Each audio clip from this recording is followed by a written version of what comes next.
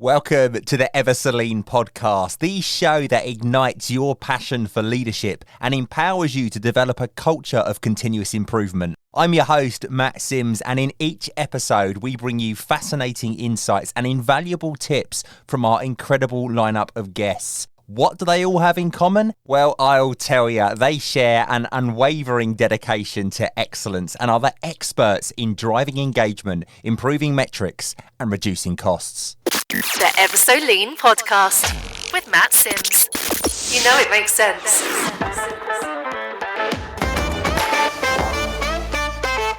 This episode is sponsored by Catalyst Consulting Limited. Catalyst Consulting exists to help people and organisations work better today and be ready for tomorrow. They have a rich history of igniting business transformation using business agility, lean, Six Sigma, strategy deployment, agile and change management. They can help you and your organisation to develop the skills necessary to work and manage differently. To find out more, check out catalystconsulting.co.uk. Culture, it's critical for organisations because it shapes employee behaviour, engagement and motivation. It influences customer experiences, attracts and retains top talent, and it fosters innovation and facilitates organisational adaptability. By intentionally shaping a culture, organisations can create a strong foundation for long-term success and sustained growth. But this can be challenging, especially if you are unfamiliar in this space. Now, wouldn't it be great if you could glean some experience from someone that's been there and done it many times? Well, today, that is exactly what I have to offer you. So get ready to meet Karen Leftley, a change and transformation professional with more than 30 years of experience in driving and delivering change. With a rich background in change methodologies and tools, Karen's expertise are grounded in renowned industry practices such as Lean, Six Sigma, project and change management. Now, during her illustrious career, Karen has spent an impressive 29 years at BT, not on hold, actually working there, honing her skills and making a lasting impact on the organisation. She played a pivotal role in leading large-scale change and project teams, delivering sustainable transformations and capturing the hearts and minds of those that she worked with. Currently, as the director and founder of Boomster Consulting, Karen continues to make waves in the industry. She brings a wealth of experience and proven methodologies to empower organisations to embrace change and achieve remarkable results. Additionally, and somehow amazingly, Karen finds the time to serve as the president of the BQF, the British Quality Foundation, a testament to her commitment to excellence and her contributions to the field of business transformation. With a strong reputation of building deep, trusted relationships quickly, Karen has an innate ability to engage individuals at all levels. From collaborating with senior executive C-level leaders to enterprise-wide programs to empowering frontline teams, she ensures that everyone feels valued and inspired to contribute towards the transformation journey. Now today, Karen will share some of her transformative wisdom with us, leaving you feeling empowered, confident and energized to deliver sustained transformation in your organisation. Karen, welcome to the Ever So Lean podcast. Hi, Matt, and thank you for having me today. I can't believe you're here. This is amazing. Thank you so much.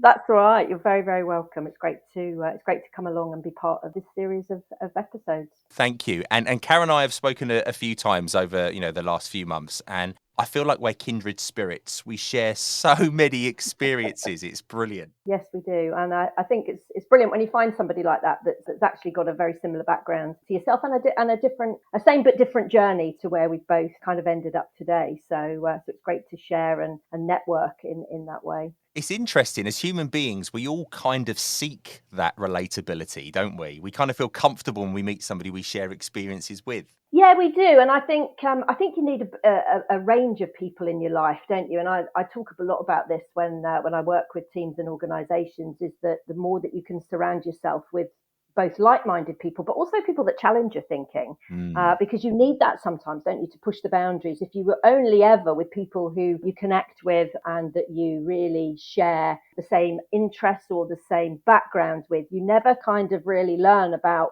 the art of the possible of things that perhaps you're not doing, or that, are beyond what you think you can do, but actually are within reach of many of us. Yeah, I'm one of those people where, and I love that. It happens to be so often. I'll surround myself with people and they'll make me think differently about something. Yeah. And I'm like, wow, that's really good. Why didn't I think of that? Then I have that after moment where I'm like, why didn't I think of that? Why didn't that occur to me?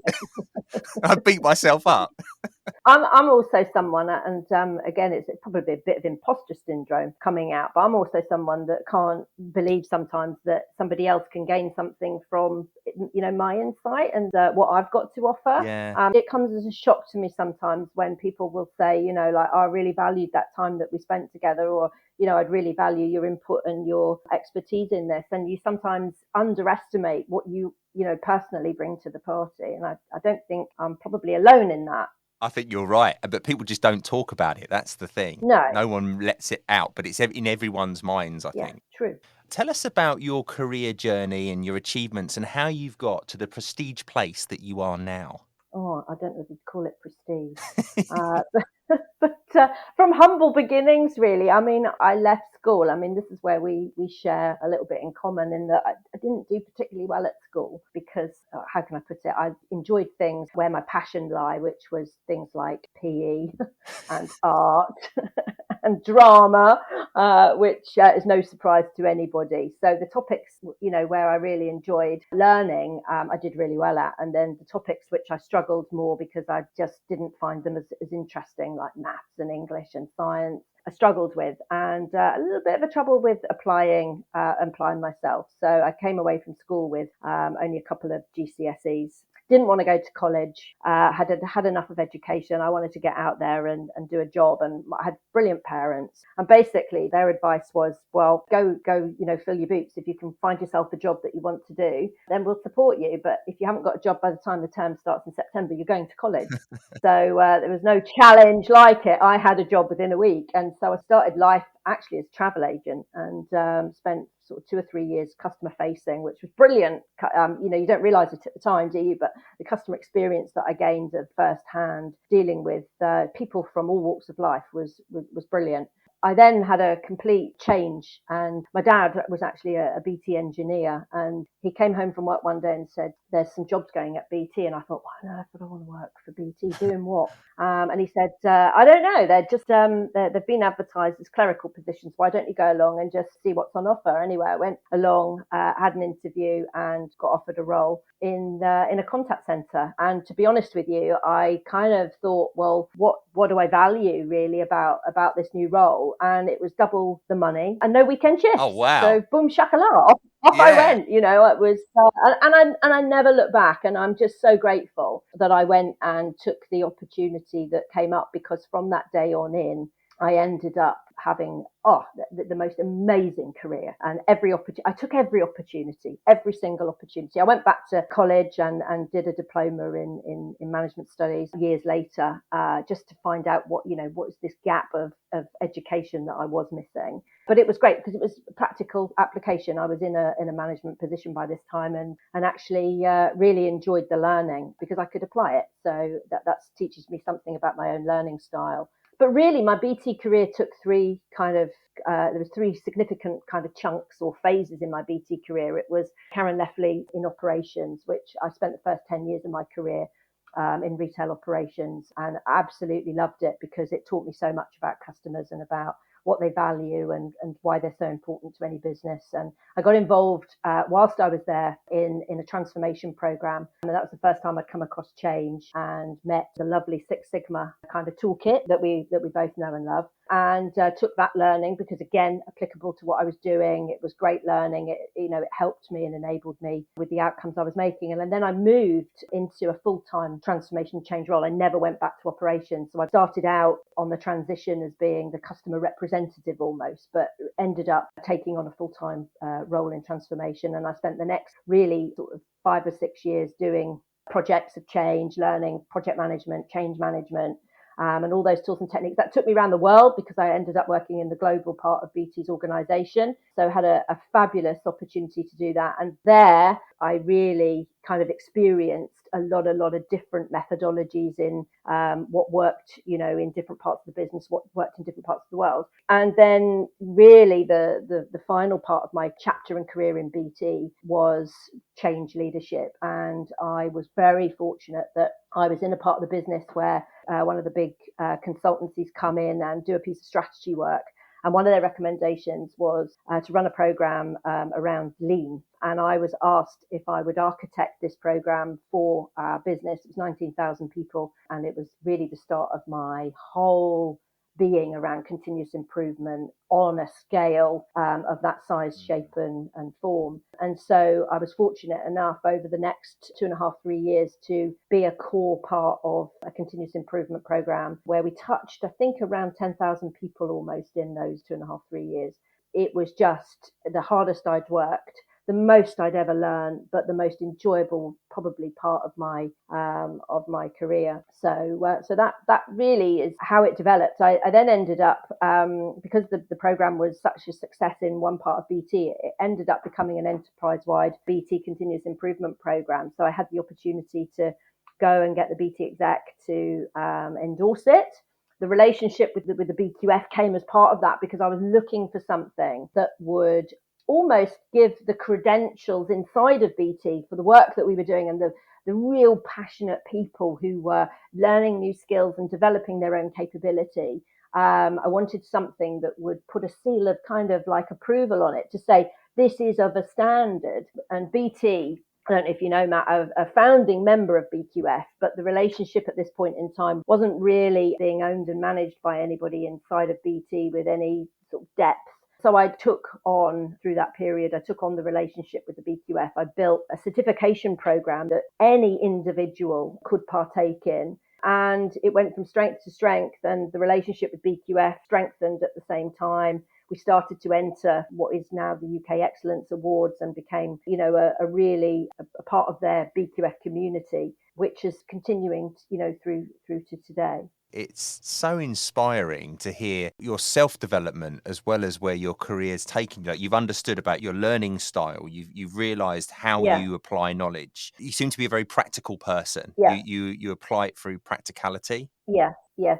And I think that learning style, it's so anybody that knows me well and has been on the journey with me, and there's hundreds and hundreds of people that will know and love a lot of the training programs that I was leading in BT around continuous improvement. And we took that learning from People Learn Differently into those programs. And they're in, Boomster Consulting today is absolutely founded in training programs that actually touch the 4 learning styles, the 4 predominant learning styles that everybody has. And it's really, really important because if not, you can actually switch people off very quickly if your learning is all theory, or if your learning is all practical application, or if your learning is all about learning through others, through case studies and seeing it happen. You have to try and adapt to every training program to enable people to learn to their style.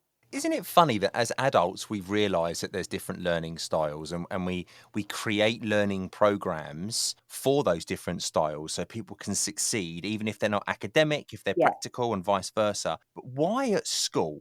I don't expect you to know the answer to this, but why at school are we still so obsessed with a classroom, looking at a screen, exam at the end of it? I know there is some coursework involved in a lot of the stuff, but it's still so academic based. Yeah. We just haven't I adapted, have we? It's so frustrating. No.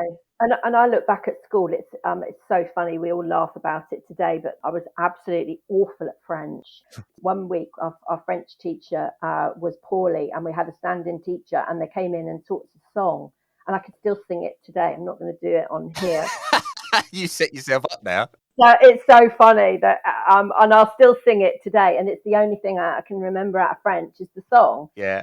We all know it. You think, like you put on, I'm a kid of the 80s. So, I play 80s music and remember every word of it, and haven't heard a song for years and you still can remember every word of it. Why can you remember stuff like that? Yet you talk to me about some of the things I learned at school, and I really struggle. To learn it because it was just theory based. It probably becomes as no surprise to you or any of the listeners that the only words I remember from French and German are the rude ones. Yeah. And I remember them very well, but I don't remember any others.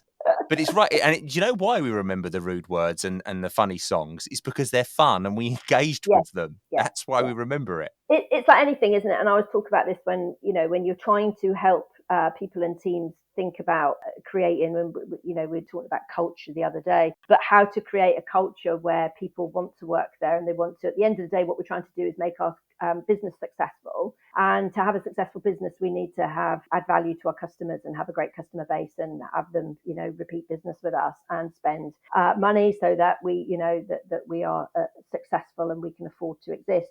One of the things that you find is if that you've got this triangle really of people who are doing something that they're passionate about, that's when that you will get real high performance, because you need people to really love what they do, and if they love what they do, they have fun with it, and you get that really great feeling of great performance. It's so true. And I look back at the roles I've had and I look back at the teams I've managed, and there's a real clear pattern there of where people aren't having fun and they aren't enjoying it. They don't deliver like the people No, that have fun and enjoy no, it do, because you no. naturally own it, don't you, when you're Yeah. enjoying it. And I think that's one of the things that happens when things change. And one of the things that we see is that you become unaligned with where the organization is going, or people become unaligned with their job because things change. And it's about creating, that alignment back, and recreate. And I call it the X factor. It's Yeah. where you have alignment between what you personally value and what the organization is striving to achieve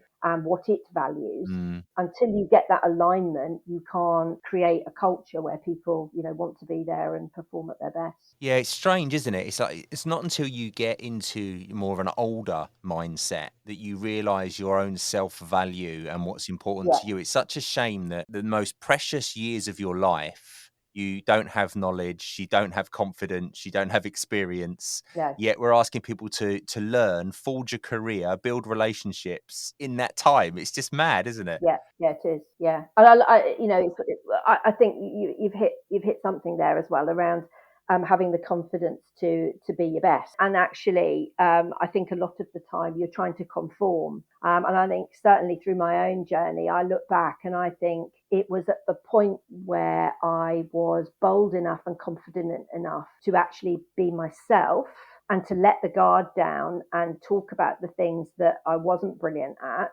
and actually play in a role where I could excel. And it was okay to actually bring my own personality and my own way of doing something to it, that actually it created probably the best performance and made me feel the best about who I was and what I was doing, and have the confidence to do that. And I look back and I think, oh, if I'd have only had the confidence to do that 20 years ago, would I have made, oh, so much more progress? Who knows? Power of hindsight. Yeah, the power of hindsight is wonderful, isn't it? But I'm sure that there's lots of people who suffer with the same thing. Yeah, I agree. And I've said it before, but I look back now at some of the people that I've worked for when I was, a young lad and I was just trying to find my way. And with my leadership hat on now, I look at the way they behaved and the way they led, and I think it's absolutely appalling. And those people were like gods to me at the time, because they Yes, were the top managers, and yes, you got scared if you walked past them. I was a nervous yes, wreck. And I look yes, now and I just think, wow, like they were so far off the mark. But that behavior is what I observed, and it's what I thought senior leadership looked like. yes, And it influenced yeah, me, and yeah, without even knowing it. yeah. It's so much about role modeling, and I think that's, like you asked me a couple of days ago when we talked about how to create, how do you create a culture, how do you change a culture, and it is, there's multiple dimensions to it, but one of the huge things is the shadow that people cast. And actually, if you are a leader in a business and you want to do something different, you've got to really want to do it. And we talk about this with lean service. Lean, when we first introduced lean service in BT, it's a huge culture change. If you think about, a lot of it had been command and control. People, we weren't engaging people and involving people in, making things better every day. And, I think there was this fear that, as a manager or a leader, you were going to lose that control over your own kind of department. And by the way, you've been successful because of history. So you are in the role that you're in because you've done great things in the past. And all of a sudden, we are looking at a program where we're going to challenge that kind of way of working. And we liken it to a 5-year-old playing football. that if you watch a 5-year-old football match, a lot of the time they all chase the same ball. And I think that was what was happening, that we'd pick one or two things that needed improvement, and everybody would be chasing those two or three same projects. Oh, wouldn't it be great if we could actually start to get people playing in position? It'd be so much more powerful. If you can get people at the front line of our business able to identify, because they're the ones that knows what's going on and what's going wrong in the place. If we can get them to feel confident enough to raise the things that could be, better and could be improved, and we make them visible, then we actually enable them with skills and capability, and the management are responsible to create the environment where that they have the time and the capacity and the skills, and they support them to try and fix the things that are within their control to fix. And then when they find things that aren't in their control to fix, because believe me, you'll always dig up something that's the fault of the supply chain. It's either left or right is going wrong. But actually, don't walk on by and leave that to go really wrong for a customer. Even if you're not able to fix it, get it made visible. Let's get it so that people know that there's an issue there. And that's what your middle management should be focusing their time and expertise on, is fixing that value stream, getting people playing in a way and getting people working in a way that creates and pulls that, experience through the value stream. And that then enables our senior leaders to work on those 1, 2, 3 big ticket strategic items and put their expertise to play where it's absolutely needed. It sounds easy, doesn't it? It sounds really easy. That's what continuous improvement culture, that's what we're going to try and create. But actually, that's a really tough gig to do, because a lot of people have to hold their nerve, and a lot of people have to think about, what am I going to talk about? What am I going to say? What am I going to physically be seen to be doing to support this infrastructure and this new way of working? And how am I going to reinforce it? What are all the embedded things in the business that need to change? The policies, the process, the systems, the symbols, all of the things, the metrics and the targets that all go with it. So what are all the things that need to underpin this, so that people feel that the whole system is set up to support them to work in the way that the business is wanting them to do? And that holding of the nerve is so critical, because you're exactly right. So often there'll be knee-jerk reactions and people will be like, oh, we start going down the road, but no, we got to move. And that knee-jerk reaction, that nerve, that holding that nerve is so important. Yeah. It will happen. Culture starts at the top. I had a manager once who, I was walking around the shop floor of a site, and I was very much of the Gordon Ramsay school of leadership. So I would go in somewhere, absolutely tear into someone. Just stop what you're doing. Stop. Tear them apart and then build them back up afterwards. And this happened one day in front of my manager. And as we walked away, he said to me, Matt, he goes, think about the shadow that you cast, because that associate now is going to go home saying, this guy who I've never seen before come up to me today. He's a senior leader. He told me I was rubbish. He laid into me and then he walked off and left me. Like, how's that person going to be left feeling? And I'll tell you a funny story. I went out to Seattle to visit a site once, and I'd spent 4 night shifts trying to embed a new process where they were managing the flow and controlling the input versus the output. And they were really line balancing, right, to try and stop the workload from becoming a mess. And it was the 3rd night of 4. And I'd been banging my head against a brick wall. I was getting so frustrated, and I was standing there watching this guy, and he was messing around with the item in his hand, and he was taking ages, and I was getting really frustrated. So I went up to him and I went, excuse me, what are you doing? This is how you were supposed to do it. And I really went into this massive description, and he goes, and I went, no, let me finish. And I carried on, right? And I got to the end of it, and I went, right, so what's the question you've got then? And he went, hey man, this is my first night. And I was like, I know it's your first night. That's exactly what I mean. You carry on. Oh, it was awful. I just cringe at the thought of it. But it starts at the top. And the problem I had with that site is I was in there, this complete stranger, trying to create a culture where they were behaving differently. But the senior leadership of that site, they weren't there.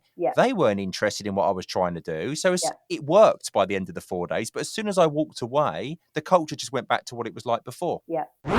Okay, so what steps can be taken to define and articulate the desired culture in an organisation then? So where my example there failed, How can we change that? Yeah, I think that there's multiple ways of doing it, and sometimes you have to start. I mean, if you've got a senior leadership that want to do it top down, that's brilliant. I think that's one approach. That doesn't always happen. We know that. So another way that I've seen work really well is to create it organically and prove through results and prove through actually the ways of working that it can work. So I don't think there's a one size fits all. What is important is that whatever level that you're working at, there is clear direction of where you want to go, what it is you're trying to achieve. There's clear purpose for why you exist and what your team, what your organization, what your business, whatever level it is, why you're there.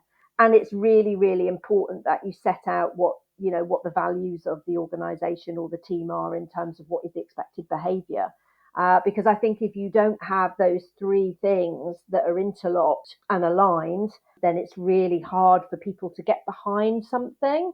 And I think that the biggest way to create a swell of followership almost, because that's what we're talking about, aren't we? There is obviously you've got your leader, but actually, a lone leader on his own can't really do a great deal. The most successful teams, organizations, whatever level I've seen is where they get fellowship and they get everybody wanting to be on the journey. I call it getting on the change bus. If you've got a bus coming along and the whole premise of this is to get people on your bus, and there's different ways of doing that. And it all requires an awful lot of effort and energy. You need to be clear about where you're headed, and you need to understand. And I think this is where a lot of people don't put the time and effort in. You need to understand what is different about where you're headed and what's going to change for people. The level of disruption that you cause people to what they personally value about the way it works today is the thing that will cause the resistance to surface. And actually, if you have a really good way of trying to understand that before you start, you can never stop resistance happening in people, but you can be more prepared for it and deal with it as it comes. It's unnatural and it's unhealthy if you stop people trying to suppress resistance. I hear that all the while. People are saying, we need to stop people having an opinion about this or stop people actually resisting this change. Actually, it's really unhealthy. What you want to do is try and preempt how people are going to feel by trying to understand, standing in their shoes, really. We put our people goggles on, stand in their shoes, trying to see it from their perspective, try and understand how it feels to be them, and then try to alleviate some of the fear that they will have around what it's going to be like. But being honest and truthful is really, really important, being as transparent as possible, communicating with people regularly. It can't be just a one-stop shop of here's an announcement of what's going to happen and why it's happening. If you can, one of the biggest ways to overcome resistance to change is involvement. So if you've got an opportunity to involve people, that's one of the best ways possible to actually overcome resistance and try to get people on the journey, because people will create the culture. People will create it if they, can realign to where you want to go. They can understand the role that they're going to play in it. They can get the confidence by giving them the capability and the knowledge they need to be successful in a new space, in a new world, in something that's changing. You'll be able to recreate, the way of working and the values that people respect and love. It's the tale of the Pied Piper, isn't it? Yes, Pied Piper got the rats to follow him. Exactly right. Exactly right. I love the Mad Dancing video, and I know it's old hat now, but I think it is so true. You've got your lone nut, as they call it, who's out there at the festival raving away on his own, doing absolutely mad dancing, mad dancing. And it's the first follower is the person that has the hardest job, is to go over and join him, and then you start to see the crowd shift from sitting out, pointing and laughing at it, to actually going over and joining in, and then the people that are left being part of it start to become the people that are the outside the norm rather than inside it. That for me is probably one of the things that struck me the most about being involved in numerous different exercises where organizations and businesses are trying to kind of either recreate a culture or change a culture.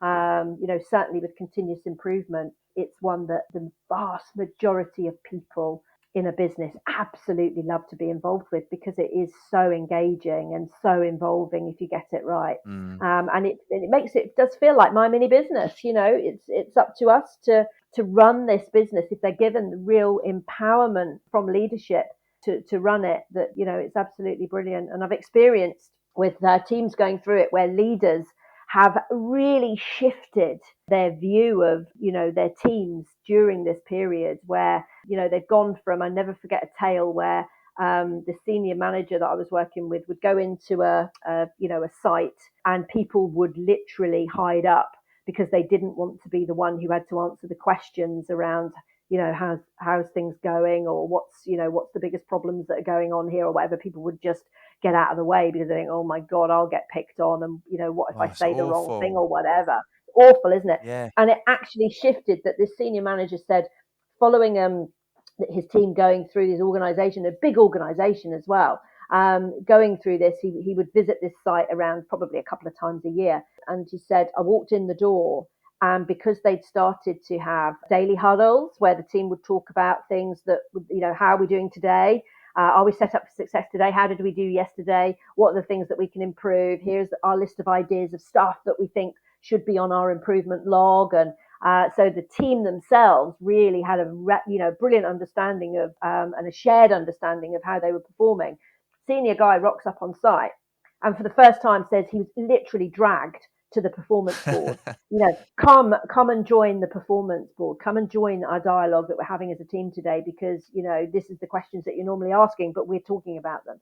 And he said the change in culture was absolutely euphoric to see these people so engaged and so passionate about the work that they did. I'd never seen it before. Well, that was the tipping point for him. He could actually see that this kind of way of working had happened, and then immediately wanted to start rolling this out across his entire organization, because he could see the benefit it was bringing, not only to his business and his customers, but also to his people agenda as well.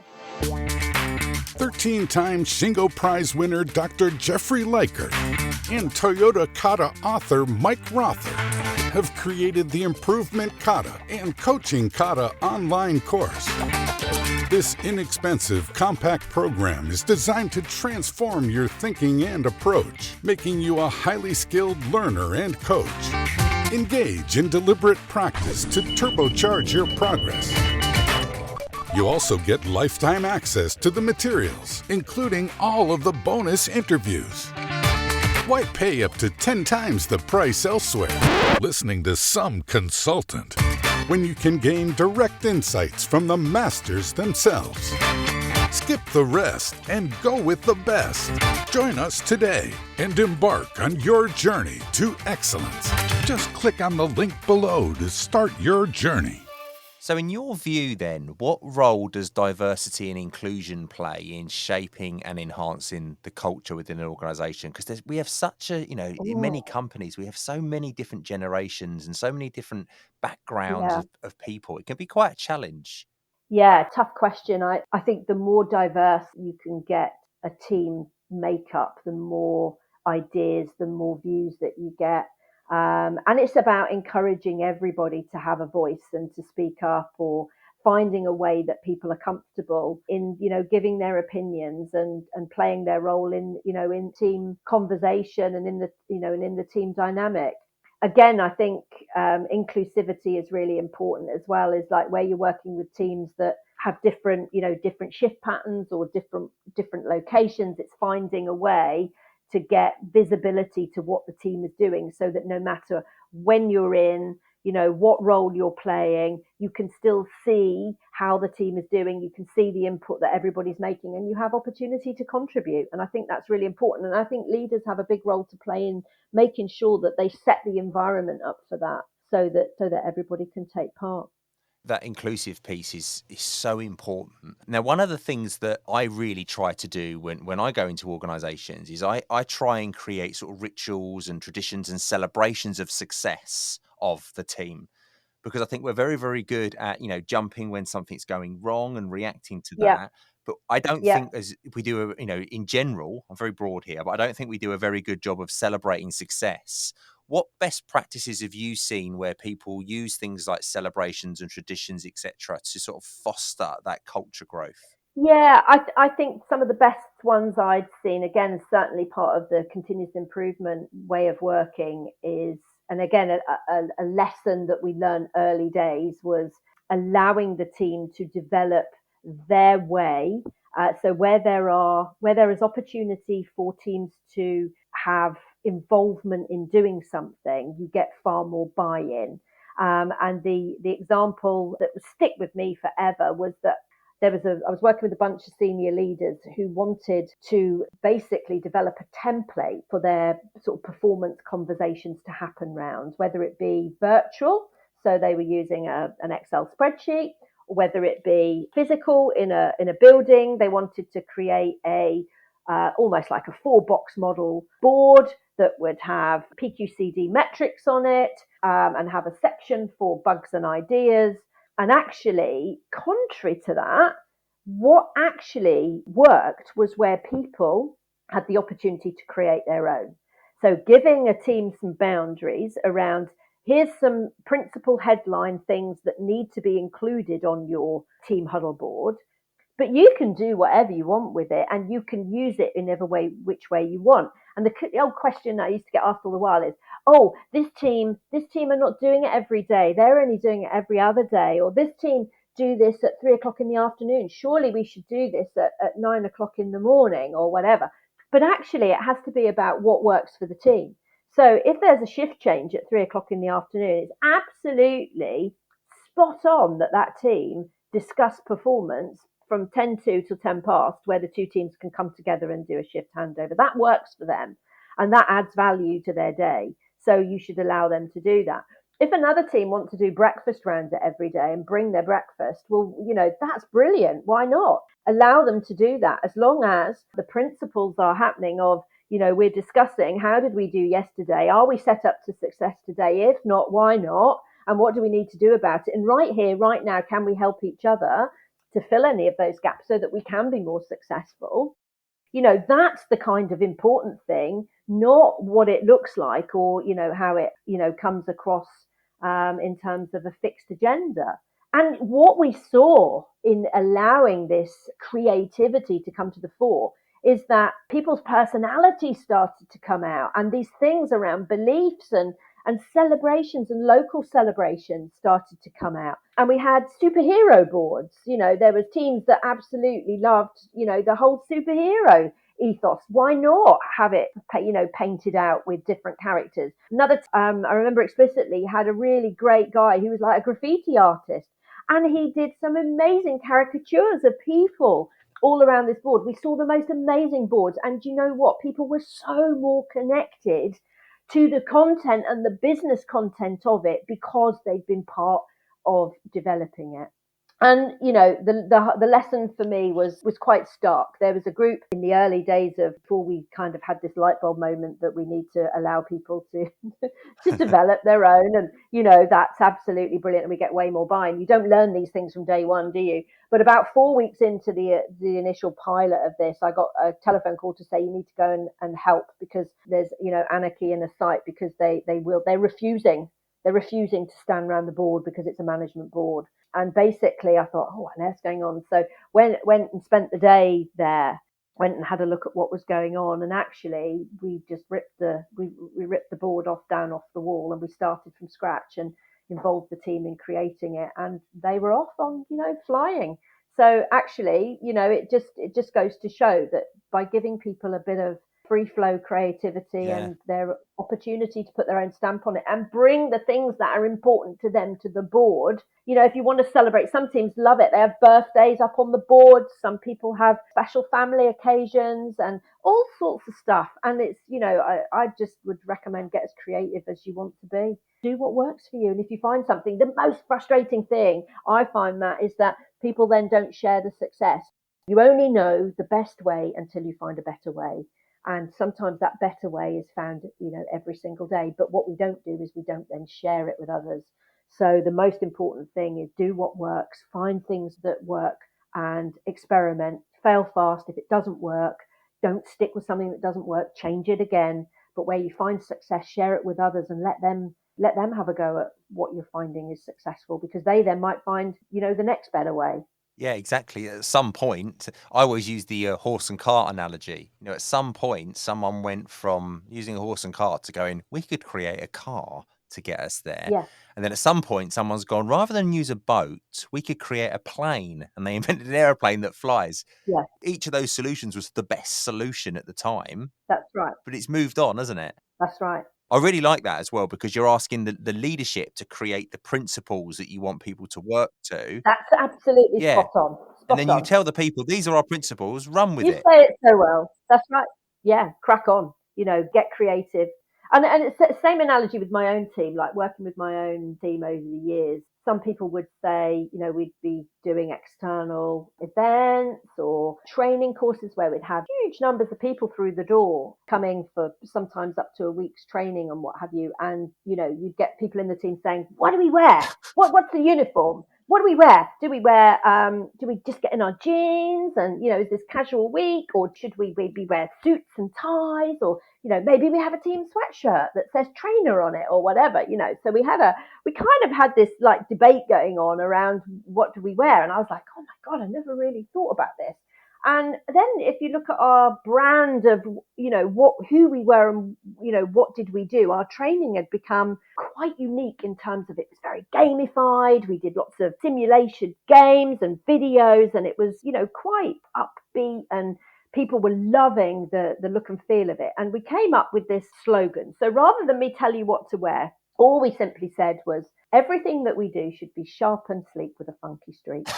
And Brilliant. what that meant is that, whatever you do it well. Yeah. And put your mark on it. If you want to do something funky and fun, and you want to bring your personality to something, but you do it in your own way. And then this is around, again, being really inclusive and, thinking about different personalities, because not everybody's the same. And I never forget, like I had a brilliant team when I was at BT, and I had, in a change practice perspective, I had lean gurus, Six Sigma gurus, which I will never be at the level that they were. They were absolutely brilliant, but they all have a different personality type. We were a team which had a huge different range of personalities, introverts, extroverts. At one point, somebody once said to me, one of your guys, he just needs to be more like you. And I was like, oh my God, he doesn't need to be more like me, because if he came out and was like me, he would just be stupid, because, I have my own personality and my own energy, but that just goes with me. I can't do what he does. He's an amazing, analytical, detailed, professional Six Sigma expert. And I will never be him, and he will never be me. But we do things in our own way, but we can both be sharp and sleek with our funky streak. I And, love that. it just worked. And it's like, talking about culture, it was then one of my team was interviewed once around this whole sharp and sleek with a funky streak. And he said, actually, you know what? It doesn't tell me what to write or what to wear. It makes me want to get out of bed in the morning and come to work. And I think, boom, That's what you want, isn't it? that's amazing. Yeah, that's what you want. We're not lemmings, we're human beings. We're Yeah. not all the same. We need to be different. I noticed on the subject of what to wear, a lot of organizations now have kind of ditched the traditional business attire, and Yeah. they allow you to wear, your own style of clothes, Yeah. but they will set parameters. So they'll say, no ripped jeans, no, ridiculously revealing clothing, but within reason, you can wear your own clothes. Yeah. And that allows people to feel comfortable in themselves, in their own skin. Yeah. It allows them to express themselves. It creates that culture and that diversity. I think it's such a great way to go. It's such a modern way of. Yeah. Because I can't remember the last time I wear a suit. No. In fact, I don't even think I get my suits on now. I don't think they fit me. And when I wear a suit, I look like a schoolboy. I just need a school badge on there. Yeah. So, I've worked in that kind of culture for so long now that I'd find it really odd. When I was at Royal Mail, we used to wear suits all the time. Yeah. That was the last time I wore suits. So Yeah. now I wear casual clothing. I rock up to a building in a hoodie. Yes, yeah, very, very. It's changed an awful lot, hasn't it? It has, yeah, completely. So you spoke about the boards, and you've spoken about sharing success. But are there any other tools and methods that you would suggest that people can use to assess the progress and effectiveness of the culture development within their organisation? How can they see if it's really working? You need to go out and get out on your feet and go and see and meet and talk to people. I think that's the biggest tool that you've got is conversation, actually engaging with people and genuinely, I mean, it has to be done genuinely, but genuinely talking to people about, how it feels to work here and what are the things that you would like to see improved if you were king. I always talk about being king or queen for a day. If you were king or queen for a day, what would you do? How would you do it? What are the things that would make working here even better? Because I think that having that conversation gives you such an insight into how people feel and, what they really think. And I guess that, the final question on this that I think is quite a prudent one is how can the culture be sustained and evolved over time, but meet the changing needs and goals of an organization? Because, things come along. COVID's a great example. Yeah. Organizations would have had a particular way of doing things. Yeah. Then COVID come along and probably turned everything completely upside down. How do you adapt and overcome and keep that culture going? I guess what you just said actually about speaking to people is a key part of that. So I think in terms of creating a culture that's sustainable, your metrics give you an awful lot of good indication. And I think it's about having that balanced scorecard. So, not just focusing on productivity or not just focusing on customer experience alone, but actually looking at it in the round. If you've got a balanced set of metrics that cover not only the cost kind of your business, the quality outcomes of your business, the customer outcomes of your business, but also a good people metric of your business, that should give you an ongoing good insight into how you're performing and how people are actually feeling about the work that they're doing. Yeah, then it's not something on top of the day job, is it? It's part of what you do. Yeah, it becomes the way that you work and ingrained and embedded in what you do rather than something different. Because a program, we all know, when you actually affect change, and if you really know when it's become cultural, is that your program can stop. I call it the tipping point in when I do CI deployments. It's like, when can the coach of the team, who's the expert in CI, start to walk away? When can they not be around that day and the team still stand up and have the huddle board, because they are now getting so much value out of having a team conversation on a daily basis that they'll do it if the team coach or the manager isn't there. They actually start to take over and becomes embedded in the way that they just work, rather than something over and above an extra and needs a program manager. That's when you know that it's not really working and it's not really sustaining. That is the jackpot. Bingo. Yeah, bingo. Talking of bingo, should we play a game? Let's play a game. I love it. We're going to play the yes-no game. All right. So basically, you cannot say yes or no, even though it's called the yes-no game. Oh. And I'm going to fire you questions. I've got 3 cards in front of me. Card number 1, card number 2, and card number 3. Each of them have a different subject matter. Right. And I will ask you questions related to that subject matter. And you just can't answer yes or no. How exciting. So which one do you fancy? Number 1, number 2, or number 3? Let's go for number 2. Number 2, you have chosen celebrities. Oh, no. You are a celebrity. I'm not a celebrity. My name is not Rylan. You're a soundy likey. Maybe I could get a job as a sound-alike. Do they exist? Yes, they must do. I should send it into Radio 2 and say, look, if he's ever off sick. Yes, exactly. He must want to go on holiday occasionally. Yeah, no one will ever know. No. Especially when he does the call of his mum. That would be interesting. He does a feature that he would be rings his great. mum. And I'll pretend to do that. Right, let's have a punt at this then. So your chosen questions are celebrities, and you've got to try and last 60 seconds without using the word yes or no, okay? Yep. If you hear the gong, that means you said yes or no, or a variance of yes and no. So you've got to be careful. Okay. You can't nod or go, mm-hmm. Right, let's do this. Right, 60 seconds, ready and loaded. Karen, do not say yes or no. Is Brad Pitt primarily known for his acting career? He could be. Did Madonna gain fame as a pop singer in the 1980s or the 1940s? The 1940s. You sure? Rubbish. The 1980s.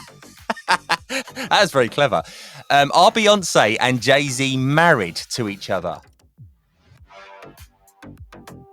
Absolutely. Are they married or engaged? Married. You sure? Absolutely. Has Taylor Swift released a popular song called Shake It Off? seriously, absolutely. Yeah, Karen, you did it! You lasted 60 I wanted to say seconds. seriously, absolutely not. Yeah, that's not bad. But get that on your CV now. I thought you'd have me for saying not. Not well. No, not okay. That would have been in your rule book of variants, I reckon.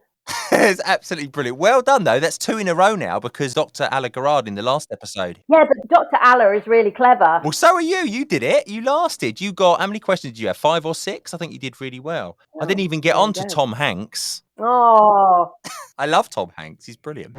Karen, what is going on in your world then? What's happening? Because there's loads going on in the BQF at the moment, isn't there? Oh, BQF. Yeah, since leaving BT, I mean, that chapter of my life had just exploded. That was totally unexpected. You know, my BQF role to start with, you know, being asked to become president when I left BT was a little bit of a shock to the system. Huge amount of reimagination of BQF, especially since COVID, because tough times, especially for a member organisation, not for profit. It's been quite tough, but really, really enjoyable. And yeah, it continues today in a, you know, obviously it's in a non-exec capacity there. So that's something I do over and above my day job. But the biggest thing that we have coming up is the UK Excellence Awards. So there's so much work going in to that at the moment. Don't underestimate the amount of effort that takes to manage that process, because probably what a lot of people don't realise is that we don't actually hire in any help and support to run the awards. That is done over and above the day job of the team. Wow. And that's just, you know, like BQF is 3 part-time people plus me, close to 200 entries this year, which is just beyond ever, you know, what we've had before from so many different organisations, which has just been amazing. We've actually seen, or we will have seen by the end of June, I think near enough 160 teams going through. So thanks to so many juries that are giving up their time and expertise for free because we couldn't do it without them. But actually just running and the logistics of running all of that is an enormous task.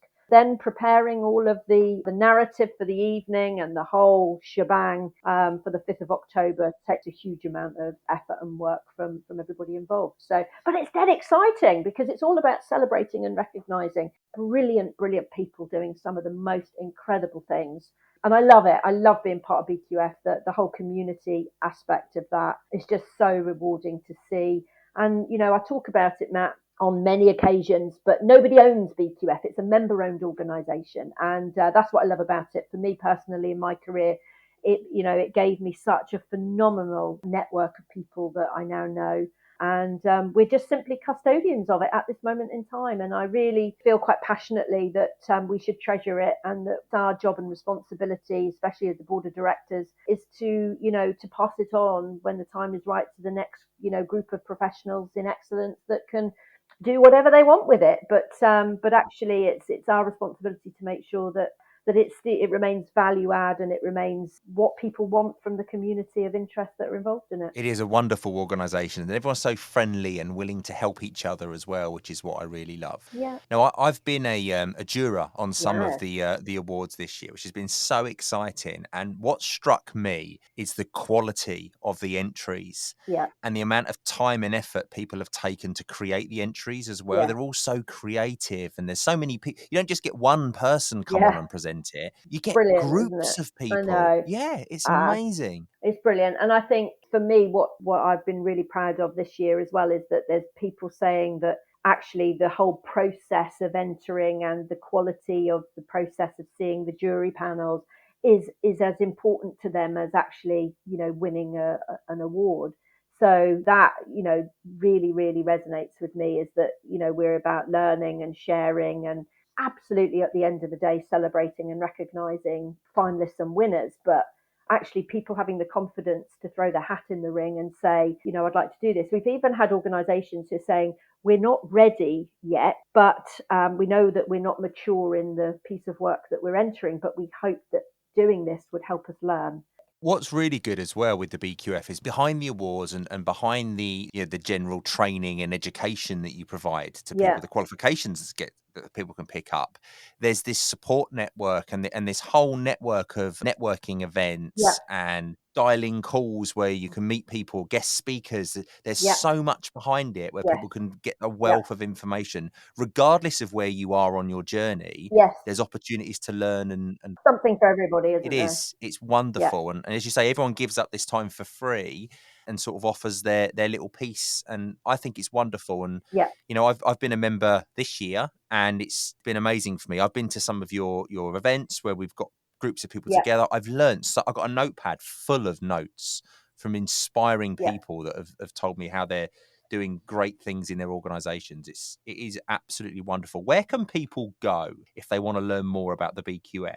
Oh, website. So if you go onto the BQF website, there's loads of information there and contact numbers to call us. It's a very, very personal organisation.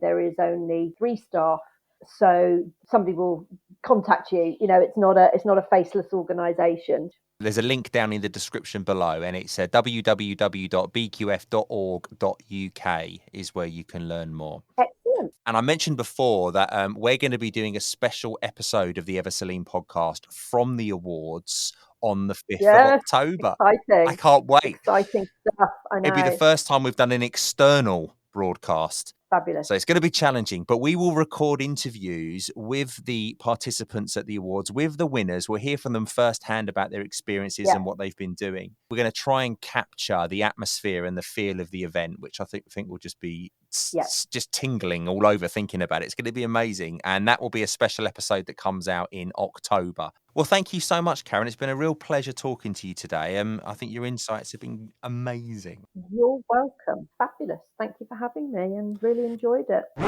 Some key takeaways then from today's discussion with Karen. Absolutely loved it. Surround yourself with people that challenge you. It's so true. You need people that make you think differently. That's how you can learn and develop. Really like that point right at the beginning from Karen. Really, really good. Love what you do. Enjoy it. When that happens, you deliver results. Create a clear direction where you want to go. What is it that you're trying to achieve? And really identify a clear purpose of why the role people perform within your organisation is important. It goes a long way to helping create that culture. Set out the value of your team or organisation in terms of expected behaviour. These really help people get behind the culture if they really understand what it is that you're asking them to do. Karen made a really good point. A lone leader can't do a great deal on their own. The most successful teams and organisations tend to have fellowship and buy-in across all levels. That doesn't happen on its own. You need to work at that. That's creating the culture. Understand what is different about where you are headed versus the current state. Causing disruption in what people personally value is what causes resistance. So really understand what it is that you're trying to change and share that knowledge with the team so that they understand in turn as well. You'll never stop resistance forming, but following these steps, you can be more prepared when it comes. Be transparent, communicate regularly. If you can, set a cadence so people know when to expect updates, when to expect information and changes that's going on. Involvement where possible helps to reduce the resistance. If there's opportunity to involve people, get them involved. It's a worthwhile investment because if people are part of the problem and the solution, they will own it going forward. People will create the culture when they understand where they're going, why they are going there, can understand it, and then can realign to it. And finally, great advice from Karen. Give them the confidence and knowledge they need to be successful. Simple as that, eh? Really, really easy.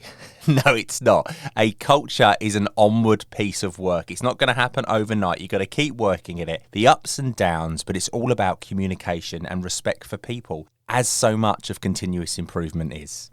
That brings us to an end of this episode of the Ever Celine podcast. Thanks so much to Karen for joining us today and sharing her wonderful insights into her career and how she's sort of created cultures and sustained them. She's given some wonderful tips that hopefully you can take away and you can use to your advantage to help you within your organizations in creating and sustaining cultures. Now, remember that developing a culture is an ongoing process and it requires consistent effort, collaboration, and adaptability. It doesn't come overnight, so don't set yourself up for a fall. Just know that this is going to take some time, but you will get there. If you like the sound of today's show and would like to hear more, please subscribe and follow the Everceline podcast at everceline.com, where you'll also find episodes that you may have missed. Now, if you can, please take a moment to like and review the Everceline podcast on the platform that you listen on. I'll be extremely grateful, and your review means so much, and I really do appreciate every single one. Now, if you're on the socials, search for the Everceline podcast, give us a like and a follow, and tell me all about your lean efforts, because I'd love to hear them. Thanks so much, and I'll see you on the next episode. And don't forget, Everceline, you know it makes sense. The Everceline podcast is researched, produced, and recorded by Matt Sims. Visit everceline.com to find out more.